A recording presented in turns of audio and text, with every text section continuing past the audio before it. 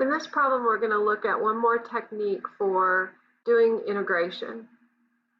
So consider the problem that I have here. I've got a function 1 over 11 times 3x plus 4 raised to the 11th power. Let's find the derivative of that. I want to illustrate where this technique is coming from. So if we do the derivative of this, we're going to take our 11 out front. 11 times 1 over 11 is just 1. And then we take what's inside, we reduce that power by 1 times the derivative of what's inside. So that was our big power rule, or our chain rule, for doing a derivative when I have an expression raised to a large power. So this is what we get for our derivative.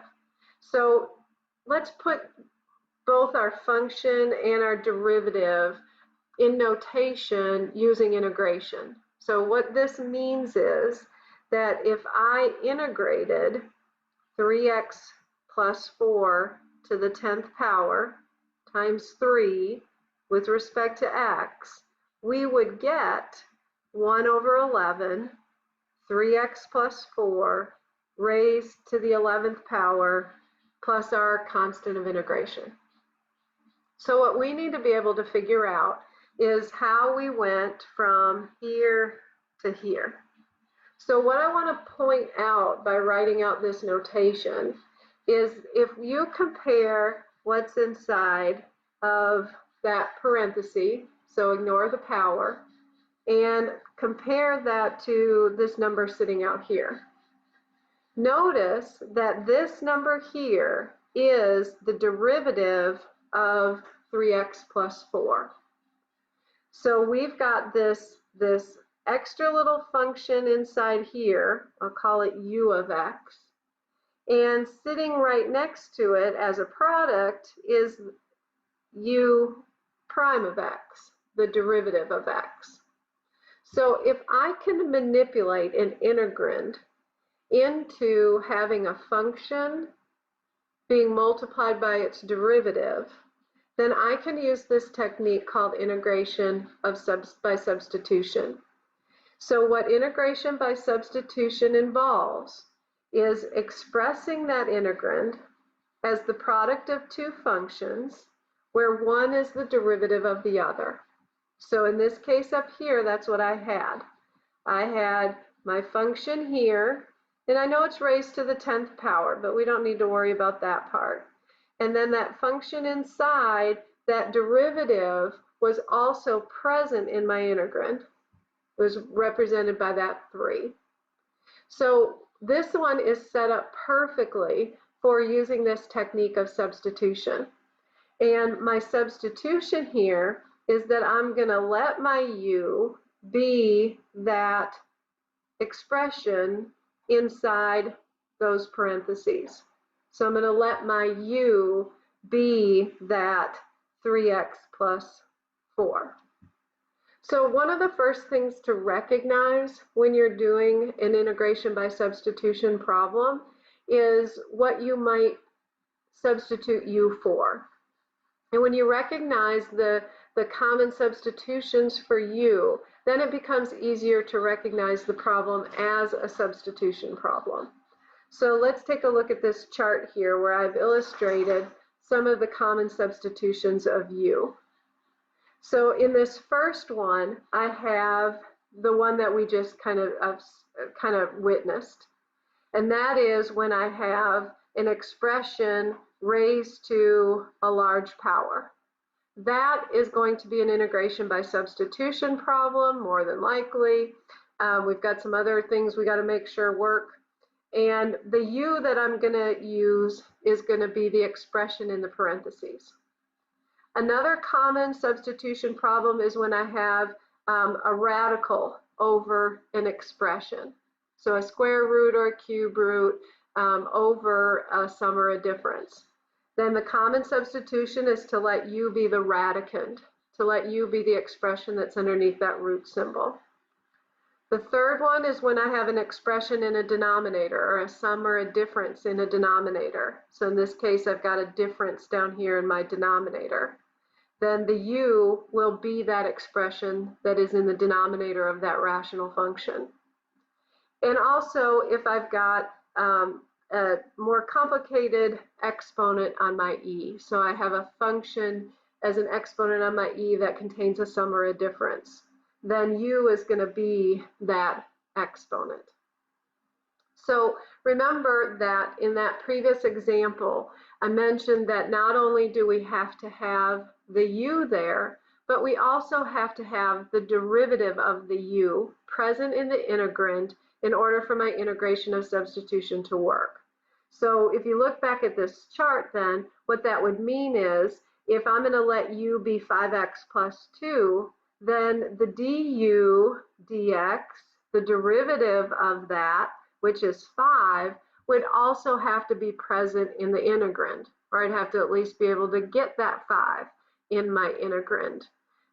If I look here and do the derivative of that, then 2x would have to be present in my integrand in order for me to be able to continue with the technique of integration by substitution.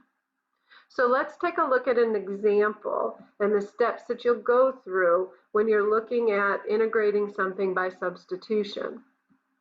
So in this problem, I want to integrate this function 5x to the 4th times x to the 5th minus 7 quantity cubed. So I recognize this looking at it as something that I'm going to attempt to use the technique of substitution on, because I have this expression being raised to a rather large exponent. 3 is not huge, but I really don't want to take x to the 5th minus 7 and expand it out and multiply it by itself 3 times and then distribute the 5x to the 4th. That's a lot of work. So we're going to treat 3 as large enough that I want to use a different technique with. So the process starts in declaring what your u is and then determining whether the derivative of that u is present. So let's declare our u first. So our u, remember from that chart, our u is going to be that expression inside the parentheses. So I'm going to let my u be x to the 5th minus 7. So the next step that I'm going to take is to do the derivative of u with respect to its variable. So I'm doing the derivative of u with respect to x. So du dx is going to equal, well, the derivative of x to the 5th minus 7 is 5x to the 4th. Now I'm going to do one more step. Instead of writing du dx equals 5x to the 4th, I want to write this as what du equals. So I'm going to take this and rewrite this as du equals. So think about this as clearing out a fraction in a rational equation. What I'm thinking of, the idea behind this is that I'm multiplying both sides of this equation by dx. So if du dx, I'm going to rewrite this one more time just because it's getting messy. So if du dx equals 5x to the 4th, then du equals 5x to the 4th dx. Just moving that dx to the other side via multiplication. Okay, so here's the next thing. Once I've found my u and I've found my du, you need to look. Does the original integrand in the problem contain that expression? So you're looking up in that original integral and seeing if you see a 5x to the 4th dx. So when I look back at the original integrand, there's my 5x to the 4th and there's my dx. So check mark here. Du is present in the integrand, which means that I can proceed to make the substitution. Now we'll talk about what happens if it isn't there in a different example. But right now we've got the du that we need. So now we're going to make the substitution. So we're going to actually substitute u in for the 5x minus 7, and we're going to substitute the du in for the 5x to the 4th dx. So let's take a look at what that's going to look like. So you want to rewrite your integral. Instead of x to the 5th minus 7 cubed, I'm going to have u cubed. And instead of 5x to the fourth dx, both of those are getting replaced with the notation du. So I've changed this rather complicated looking problem into a very simple integration of u to the third power with respect to u. And that's an integration that's fairly simple to perform. So let's perform that integration. So this is going to be the coefficient over the exponent plus 1, and then my constant of integration. Very simple integration. Now all I need to do is resubstitute my function for u back in. So now I'm going to resubstitute what u is equal to back into my antiderivative. So I'm going to end up with 1/4 x to the 5th minus 7 raised to the 4th power plus my constant of integration.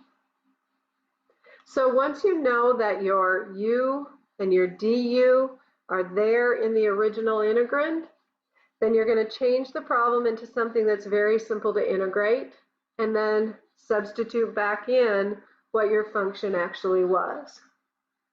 Okay, let's take a look at another example. So again, recognize that this is a substitution problem by the fact that I have an expression containing addition or subtraction in the denominator of that fraction. So this is a rational expression that I can't simplify in a way that will allow me to use the power rule of integration. So if you remember from the chart that what I'm going to use my u to be is going to be the denominator of that rational expression. So u is going to be x squared plus 7. So next I want to figure out what du dx is. So the derivative of that is 2x, and I want to rewrite that as du 2x dx. I'm just moving the dx to the other side through multiplication. Next step, do your check.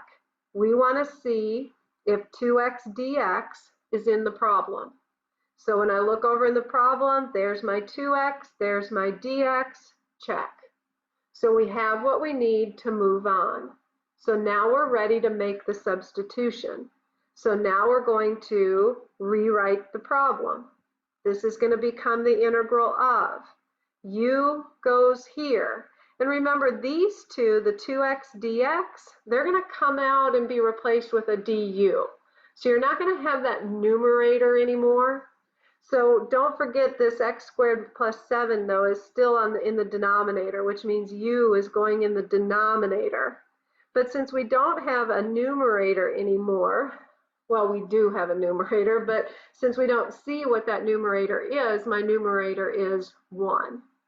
And then this 2x dx that I have circled up here is getting replaced with du. And you can put du over u. That just doesn't look right. It's kind of awkward looking. So it's better to write the 1 over u and the du next to that. Okay, so once we make the substitution, you should have a fairly simple integration technique that you can use. So the integration technique here is, this is its very own rule. The integral of 1 over u, whenever I have the variable on the bottom raised to the first power, is the natural log of that denominator. Absolute value ensures that it's positive, plus my constant of integration. And now all I need is substitution back to x's. So I'm going to replace my function of x back in for u, and I end up with a final antiderivative of the natural log of x squared plus 7 plus c.